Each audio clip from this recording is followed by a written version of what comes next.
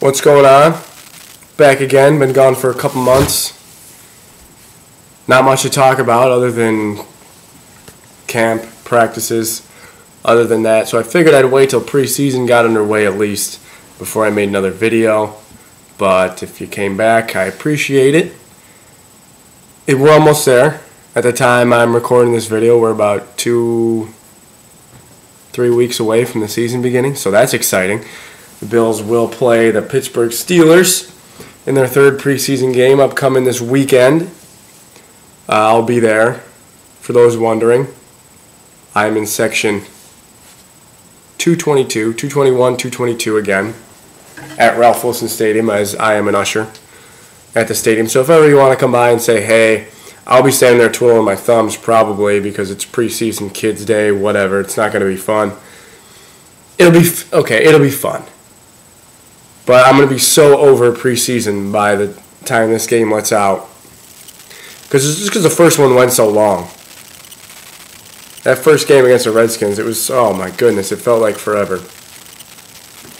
But let's start with that. I want to talk about how the Bills fared throughout their first two preseason games, and most of you are probably going to be like, oh my God, not good at all. We're lucky to win 5-6 games this season. Stop. Because it's preseason. The games don't count, but they do matter. But not, it's not a yardstick to see where you measure up against the rest of the league. It's more of, even Gailey treats them as extended practices pretty much. They don't form a game plan. They don't watch tape. They continue with installation of offense and defensive schemes. It's not a big deal that they got blown out by the Vikings. And they really weren't getting blown out until Tyler Thigpen threw a gift wrap interception. Brad Smith, another one, which, who cares? Brad Smith really isn't going to play quarterback. He might throw a pass, but he's not going to play quarterback the whole season. It wasn't encouraging to see that the offense, first-string offense, didn't really click. Cordy Glenn got a welcome to the NFL thing in the game against the Redskins. Brian Orakpo was trying right around him. No problem, but it'll come with time. He was just named the starter at left tackle for the season. That's fine. Probably better than Hairston. Hairston will still see some reps. So, essentially we have 10 returning starters on offense, with Cordy Glenn being the only difference. So that how can they possibly be worse? I know that left tackle is an important position, but how could they be worse? Jackson, Spiller, Johnson, Jones, Nelson, Chandler, they'll be fine. Barring injury, of course. They'll be fine. The defense looks pretty good from the standpoint that, they put some pressure on the quarterback, forcing some bad decisions. Ron Brooks, how about Ron Brooks? Looks pretty good. Guy sat behind Tyrann Mathieu and Morris Claiborne at LSU. He's doing all right. You might be worried about the big plays that they gave up. The screen pass touchdown to Garcon. McKelvin got blocked, needs to get off that. Gilmore needs to get in there. It's, like I said, guys, it's just preseason. Obviously, these are plays you want your team to be making. It's just not.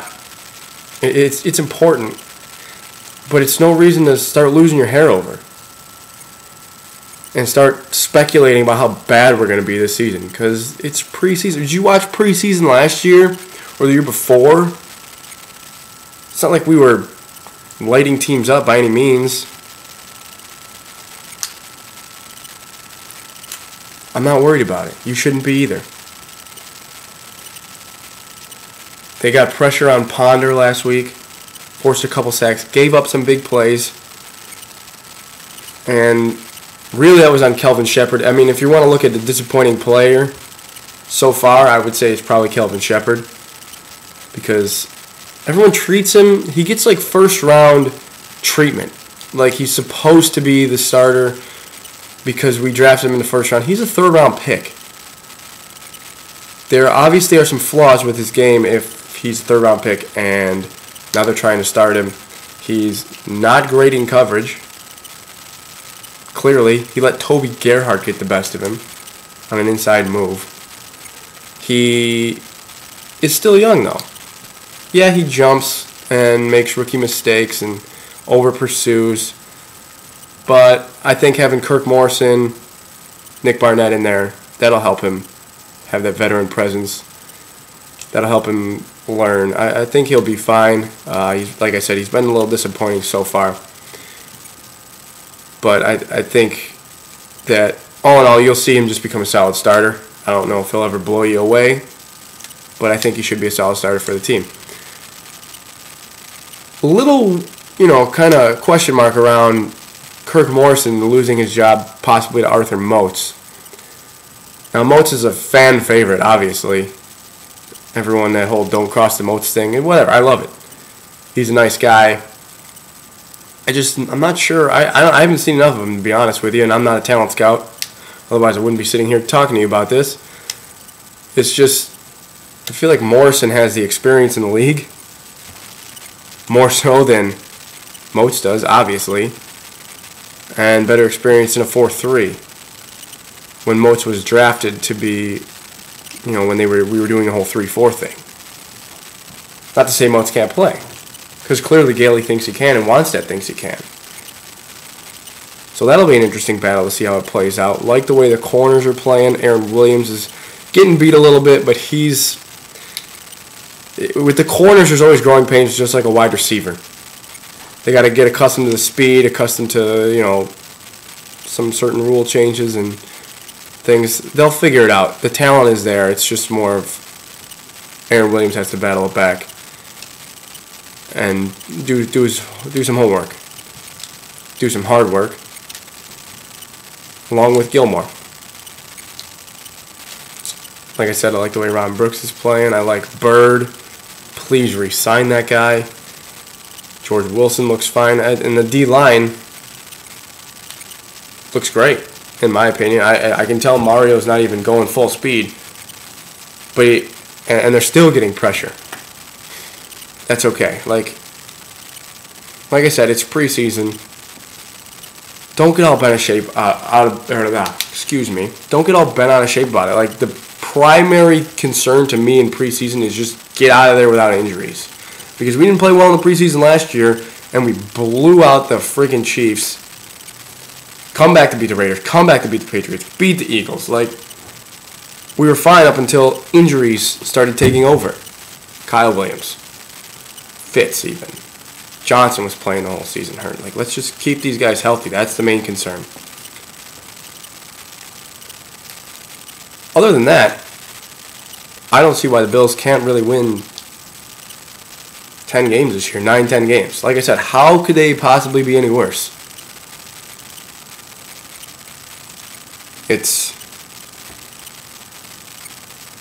I don't know. Like I said, they have 10 returning starters on offense. They have all these guys coming back on defense.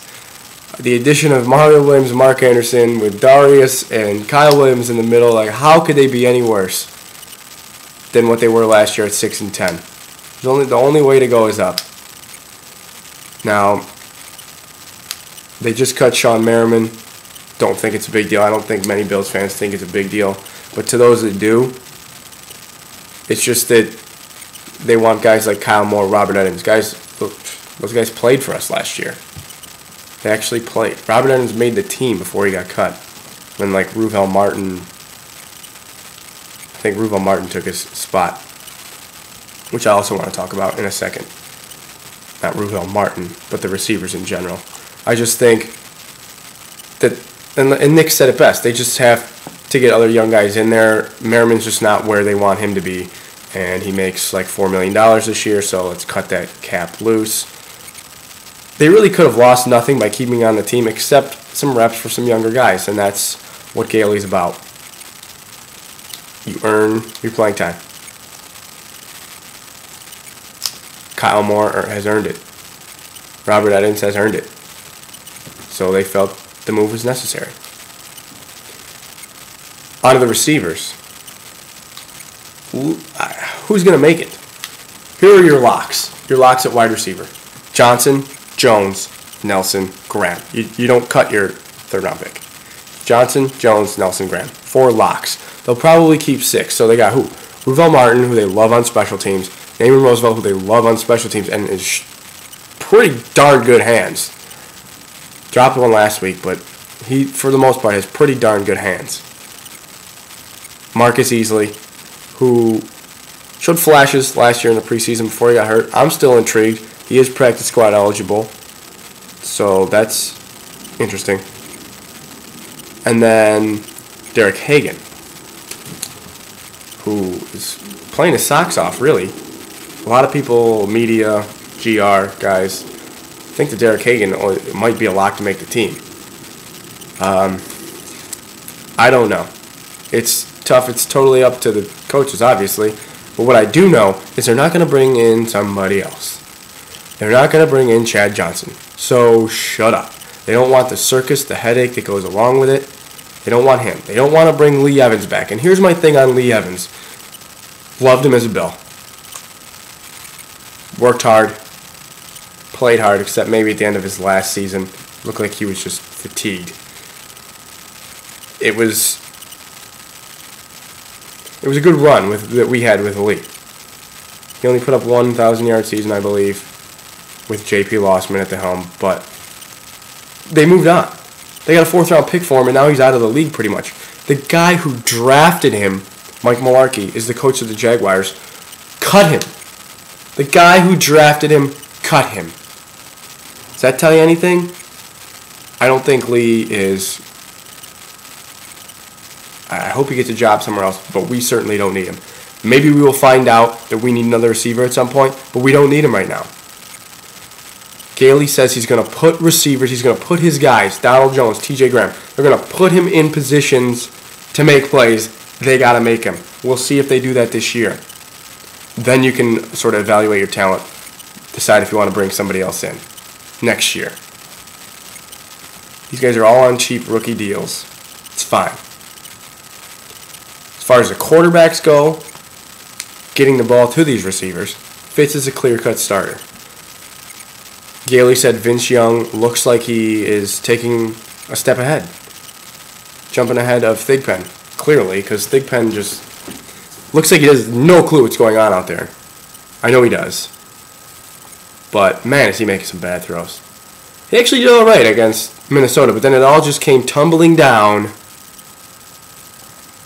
like a house in Angry Birds. Just all came tumbling down with that interception. It was just awful. As a rookie linebacker, like 5th-round pick, Audie Cole, was he even drafted? I don't know, 7th round? I don't know.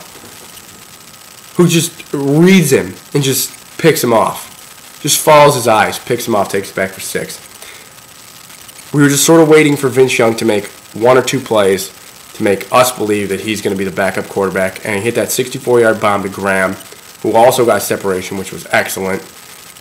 And that was it. It was like, oh, there's Vince Young. He's the backup. At least if Fitz somehow or for some reason gets hurt, hopefully he doesn't. We know we have a guy who can make plays because he has a history of playmaking. He can do it. That's not to say that he will, but it's a guy who is capable. Tyler Thigpen, if Tyler Thigpen would have had to go in the game, it would have been like, oh my God, Tyler Thigpen's in the game. But Vince Young upgrades the backup quarterback position, and that's what the Bills needed. So, like I said, conclusions. It's just preseason. It's just preseason. Calm down.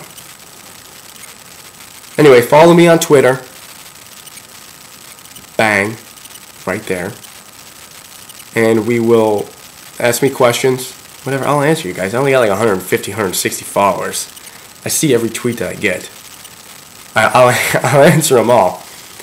If you just want another opinion or just want to talk Bills, here I am. But if you came this far in the video, you just love the Bills, you love my voice, you love these videos, and I genuinely appreciate it. So guys, thank you very much. We got 2 preseason games to go, and then I'm back on a weekly basis. So get ready for this face. Alright? Enjoy the game this weekend. Go Bills.